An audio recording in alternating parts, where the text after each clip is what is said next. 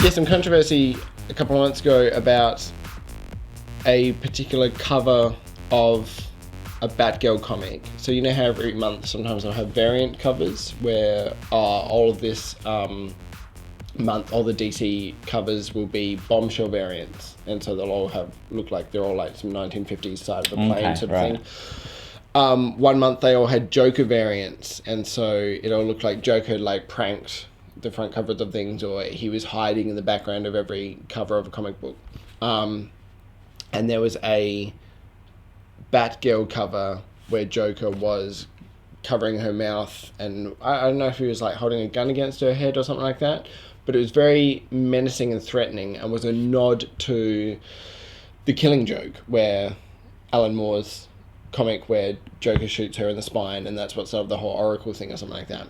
Now, there was a bit of backlash from fans saying there was always an implication that the Joker not only shot her in the spine during the thing, but raped her during that time. And there's an implication in this new cover that implies that even further, because he's going like that or something like that.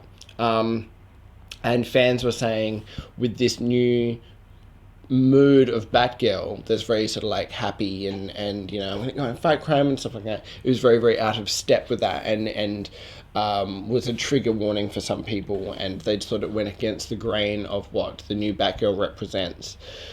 It was actually controversial. Some people said, hey, you know, that's part of her backstory as well. Why can't it all be sort of part of the same parcel? And aren't you kind of making a nod to something that she's now transcended? But they actually pulled it.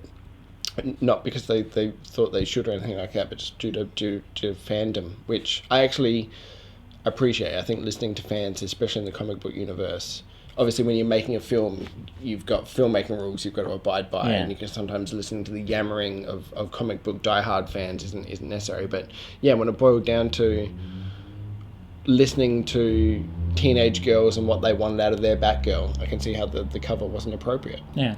I think that's a good idea for all kinds of companies, especially nowadays, for them to listen to their consumers, because they're the ones buying. And the fact that you can listen in real time and stuff like that. You don't have to wait for fan mail to rock up or whatever. Yeah. In March 2015,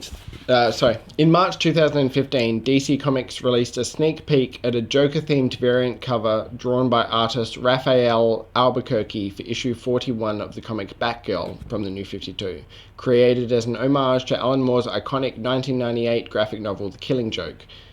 Albuquerque had originally submitted a more tame cover, but was asked to redraw it by marketing. Controversy over the artwork came up on Twitter. Creating the hashtag campaign changed the cover. Some people, as Miss Marvel writer G. Willow Wilson claimed, that the cover was victimizing a hero that was supposed to be optimistic for young adult women. Others claim that the artwork could be upsetting for victims of sexual assault, and that the depiction of Batgirl as a helpless victim removed her agency.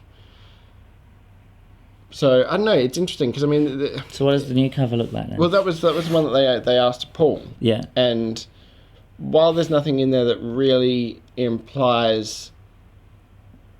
explicitly states sexual assault, you can see how it's implied there, especially with the ambiguity of the original Killing Joke comic about whether or not he did sexually assault her. But what they're just kind of getting at is, like, with the new Batgirl, that's just not who she is. Yeah. Like, it's not her world. It's not that dark yet. So you can imagine what happens in Batgirl after a couple of years. Things start to get a bit... Yeah. But, yeah. Yep.